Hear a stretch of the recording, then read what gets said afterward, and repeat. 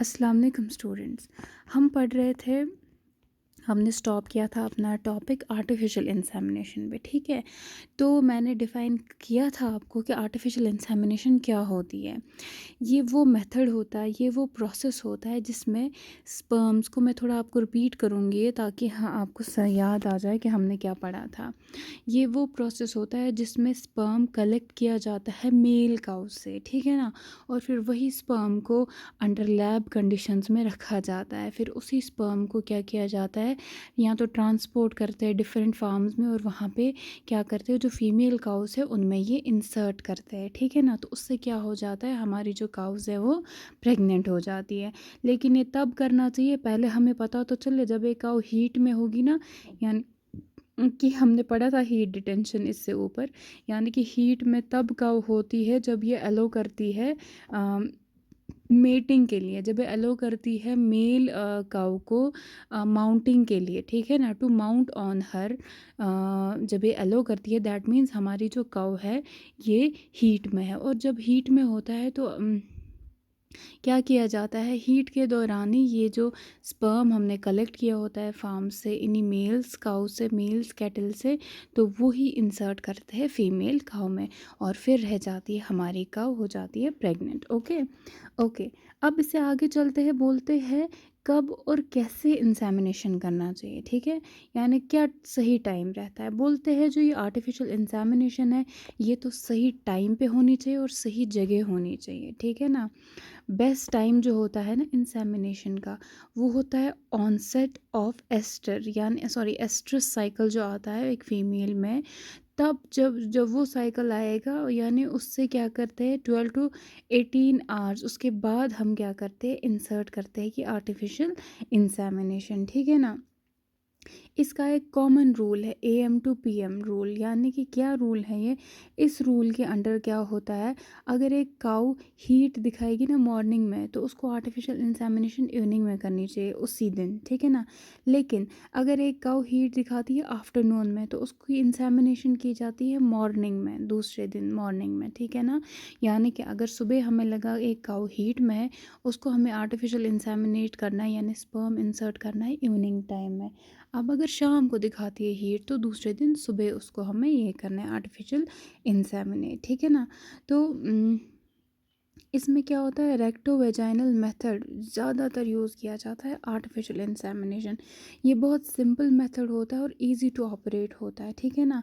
तो इसमें क्या हो जाता है, in this method semen is deposited at the beginning of the body of the uterus. जो यूट्रस होता है ना एक फीमेल काऊ का, वहीं पे क्या किया जाता है, स्पर्म डिपॉजिट किया जाता है। ये कैसे करते हैं, ये मैनुअली करते हैं, यानी कि डॉक्टर जो है, जो वेटरनरी सर्जन डॉक्टर होते हैं, वो क्या करते हैं, हैंड्स को ग्लव्स लगाते हैं, तो फिर इसी हैंड के थ्रू ये अंदर इंसर्ट करते हैं, ठीक है ना।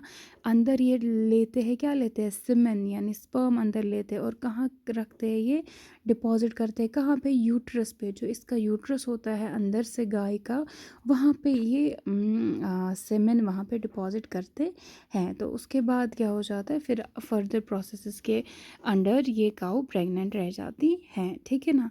तो ये है आर्टिफिशियल इंसेमिनेशन कब किस वक्त करनी चाहिए, ठीक है। तो इसके बाद आता है हमारे पास प्रेगनेंसी डायग्नोसिस। अब हमें कैसे पता चलेगा एक काऊ प्रेग्नेंट है, ठीक है। एक काऊ प्रेग्नेंट है, हमें कैसे डायग्नोज होता है। तो कुछ चीज़ें हैं जिनके थ्रू हमें पता चलता है कि जी काऊ जो है ये प्रेग्नेंट है, ठीक है ना। प्रेगनेंसी बहुत सारे तरीक़ों से और बहुत चीज़ों से हम जज कर सकते हैं, ठीक है। उसके बाद वो क्या क्या है, जब एक काऊ को ज़्यादा भूख लगे, जब वो ज़्यादा खाएं, तो ये भी एक साइन होती है प्रेगनेंसी की, ठीक है। या एब्डोमेन का साइज़ बड़ा हो जाता है प्रेगनेंसी में, है ना, उससे भी समझ आता है कि ये जो काऊ जो है। और इससे समझ आता है कि काऊ प्रेग्नेंट। अब क्या है, अब और एक तरीका है जिसके थ्रू हमें पता चलेगा कि काऊ जो है ये प्रेग्नेंट है, दैट इज़ हम चेक करते हैं pre rectal palpation of female reproductive organ का, ठीक है ना। ये बहुत ही कॉमन मेथड है, ये बहुत ही इजी मेथड है और फास्ट मेथड है प्रेगनेंसी डायग्नोसिस का, ठीक है ना।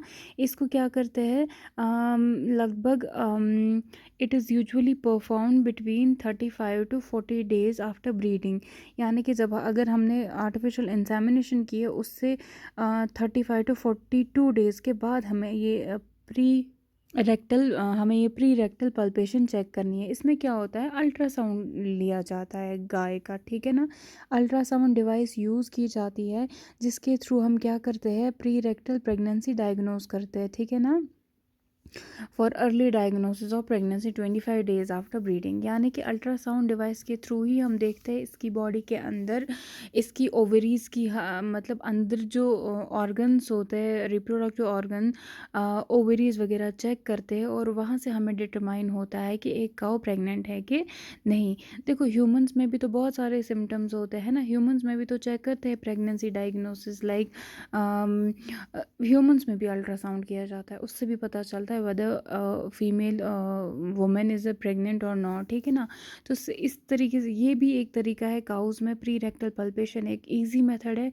इसमें क्या करते हैं, इसमें सिर्फ अल्ट्रासाउंड डिवाइस का इस्तेमाल करते हैं जिसकी मदद से हम देखते हैं कि whether the cow is pregnant और नॉट। तो ये आ गई हमारी प्रेगनेंसी डायग्नोसिस काउ की, ठीक है। उसके बाद है मैनेजमेंट ऑफ काव्स। देखो जब एक मैं आपको बताऊं, ह्यूमंस में जब एक बच्चा पैदा होता है तो उस बच्चे को कैसे मैनेज करते हैं, ठीक है ना। उसको कैसे, सबसे पहला तरीका क्या होता है, उसके साथ क्या करना चाहिए, वो भी स्टेप बाय स्टेप चीज़ें हमें फॉलो करनी होती है। Same is the case with animals. Animals में जब एक काफ पैदा होता है तो उस काफ के साथ क्या क्या करना चाहिए वो चीज़ें यहाँ पे मेंशन की गई है, ठीक है। ओके, बोला जाता है जब जो ही एक काफ पैदा हो तो क्या करना चाहिए, इसके नाक में, इसके मुंह में म्यूकस प्रेजेंट होता है, ठीक है ना, जिससे क्या होता है कि ये सांस नहीं ले पाता है। तो जो ही ये काफ पैदा हो, जितनी जल्दी उतना हमें इसकी पीछे वाली टांगों से इसको ऊपर उठाना है, ताकि जो इसके नाक में या माउथ में कुछ भी जो प्रेजेंट होगा वो सारा बाहर आ जाएगा और ये इजीली सांस ले पाएगा, ठीक है। तो सबसे पहली चीज़ जो है हमें यही करनी चाहिए। ओके, उसके बाद once the calf is delivered some stimulation might be required to start its breathing, यानी कि जो मैंने आपको कहा, जब ये काफ पैदा होगा ये नहीं सांस ले पाता है पहले, क्यों, क्योंकि इसकी नाक में नाक बंद होती है, मुंह बंद होता है, उसमें म्यूकस प्रेजेंट होता है। तो क्या करना चाहिए, या तो लिफ्ट करना चाहिए इसको, ठीक है ना, या तो हमें इंसर्ट करना चाहिए, कोई ट्विग होती है, छोटी स्टिक होगी या कुछ, जो इसकी नाक में डालनी है अंदर, या जिससे हमें ये सब बाहर निकालना है और ये इजीली फिर सांस ले पाएगा, ठीक है ना। और दूसरी चीज़ कि जो इसको लिफ्ट करते हैं हम जब ये पैदा होता है, its mouth and nostril should be cleared of mucus. Lifting a calf by up the hind legs will help drain fluid from its respiratory system. जो इसके रेस्पिरेटरी सिस्टम में जो भी फ्लूइड वगैरह होता है, अगर हम इसकी पीछे वाली टांगों से इसको ऊपर उठाएंगे, उल्टा लटकाते हैं for the short period of time, जिसकी वजह से जो ये फ्लूइड होता है वो बाहर आ जाता है और ये अच्छे से सांस ले पाता है। या इसकी नाक में जो कुछ भी म्यूकस प्रेजेंट होता है मुंह में, उसको हम क्या करते हैं, कोई भी छोटी सी स्टिक लाए या कुछ लाए, उससे ये निकाला जाए और ये इजीली सांस ले पाता है फिर, ठीक है ना। उसके बाद नेवल कॉर्ड को कट किया जाता है at a distance of 1.5 inch from the body and dipped into a disinfectant like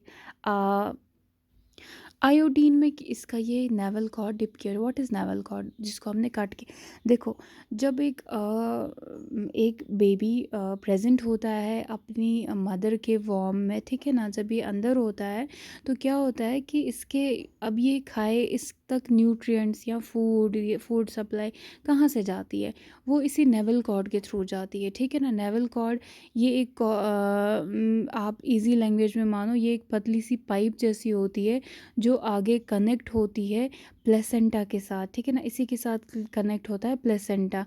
ये पैसेज, ये एक रास्ता है, ये नेवल कॉर्ड एक रास्ता होता है जिसके थ्रू फूड जाता है, ब्लड जाता है बच्चे तक, माँ से बच्चे तक फूड जाता है और ब्लड जाता है, और जो भी वेस्ट मटेरियल होता है इस बच्चे का, ये सारा इसी नेवल कॉर्ड से बाहर आ जाता है, बच्चे से उसी से बाहर आ जाता है, ठीक है ना।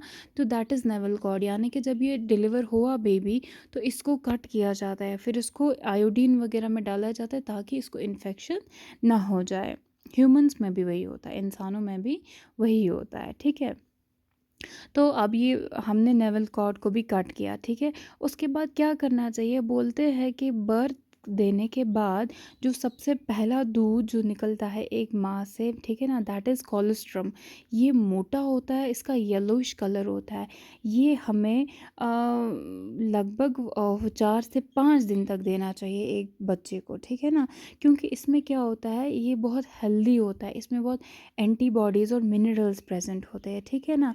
जब एक कोलोस्ट्रम एक बच्चे को दिया जाता है, इससे क्या होता है, जो ये नया बच्चा होता है, न्यू बॉर्न काफ होता है, इसको डिजीज़ का खतरा नहीं होता है, ठीक है ना। जब ये पैदा होता है, ज़्यादा खतरा होता है एक बच्चे को, इसको डिजीज़ हो जाए या कुछ बीमारी कुछ भी हो सकता है।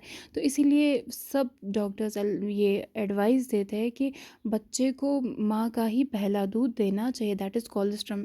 वीकेंड से माँ का दूध ही बेस्ट होता है एक बच्चे के लिए, ठीक है। लेकिन यहाँ पे जो 4 से 5 दिन तक जो गाढ़ा दूध होता है, दैट इज़ कोलेस्ट्रम जो होता है, जो येलोइश मोटा होता है, तो ये बड़ा हेल्दी होता है, एंटीबॉडीज़ होती है जो हेल्प करती है इस बच्चे को ताकि ये फाइट करे डिजीज़ से, इसको डिजीज़ वगैरह ना हो, ठीक है ना।